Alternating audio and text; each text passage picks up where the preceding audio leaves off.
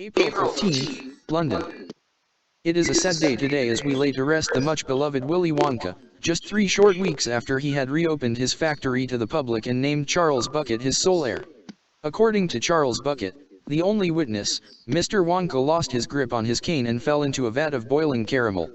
As this was technically an industrial accident, law requires an official inquest. April 17th, London.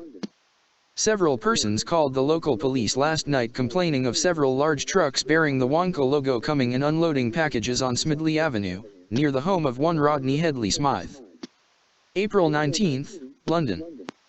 Coroner Rodney Headley Smythe has completed his inquest in the Wonka case and concluded that the death was, in fact, an accident. May 2nd, London. Charles Bucket, the president of Wonka Candies, has ended his period of official mourning and announced a new product, in honor of the late Willy Wonka. The new candy bar is called the Apmu. It is orange in color with a green top. It has an unusual, but compelling, taste. 1. May 5th, London. Nigel Balfour, head of the local chocolate workers union, complains to the press that he has been unable to gain access to the Wonka factory to attempt to organize the workers. Charles Bucket, president of Wonka Candies, states that all of his workers are extremely happy. He had with him 2 workers who said that they were extremely happy. May 12th, London. Police announced that they found the body of Nigel Balfour, head of the local chocolate workers union, in the bottom of the Thames River last night. 2 witnesses, employees of Wonka Candies, testified that Mr. Balfour was intoxicated and said he could swim across the river with several chains around his wrists and ankles. He was wrong. Coroner Rodney Headley Smythe announced that as there are 2 credible witnesses, no official inquest would be needed. May 19th, London. William Windsor, the new head of the local chocolate workers union, announced that there has been a major misunderstanding. In that Wonka makes candies, not chocolate, that his union does not cover the workers there. Those present for the announcement state that his voice was shaky and that he kept looking over his shoulder as 2. He spoke. May 23rd, London. Several persons in a tenement building near Wonka Candies called the police last night complaining of howling and screams of terror coming from the Wonka factory.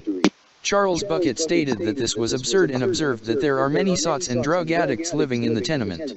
He also announced that he was installing electrified fences and hiring guards to keep them away from his factory.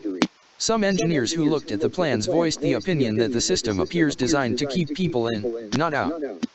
May 27th, London. A large explosion and fire destroyed all of the buildings within 3 blocks of the Wonka factory last night. Several dozen persons were killed as they slept. Miraculously, the factory was not harmed and production of the new Apmu candy continues. May 29th, London. Charles Bucket has filed suit, demanding compensation for lost production due to city water resources being diverted from his factory to put out the fire. He is quoted as saying that it is an outrage that someone who pays the taxes as he does has to lose valuable production time because the city tried to save a bunch of worthless derelicts and 3. Drug addicts. May 31st, London. Joseph Bucket, known as Lovable Old Grandpa Joe to his friends and family, was dragged kicking and screaming out of the Wonka factory late last night, the apparent victim of a nervous breakdown. He raved about little orange people with green hair that were being eaten. Apmu's are Oompa Loompas, he screamed over and over. He called Charles Bucket a murderer. Mr. Charles Bucket, in a short statement, indicated that he would seek to become Grandpa Joe's guardian in a competency hearing before Magistrate Clive Knickersbottom early next month. June 3rd, London. There was a disturbance near the home of Clive Knickersbottom late last night, as several trucks with the Wonka logo delivered crates there. June 6th, London. In a highly charged, emotional courtroom scene, Magistrate Clive Knickersbottom granted Charles Bucket full guardianship over Joseph, Grandpa Joe Bucket. The proceedings had to be interrupted several times due to outbursts from the deranged old man. He continues to babble that Apmu's are Oompa Loompas, and had to be gagged in order for the court to finish its business.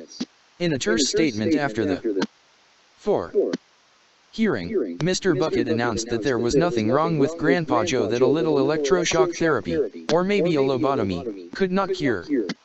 June 9, London. In a freak accident caused by an unusual electrical power surge at Bedlam Mental Hospital, Grandpa Joe Bucket received 9 times the normal amount of electricity in his first electroshock therapy session and passed away. The room he was in still smells like roast pork. June 12, London.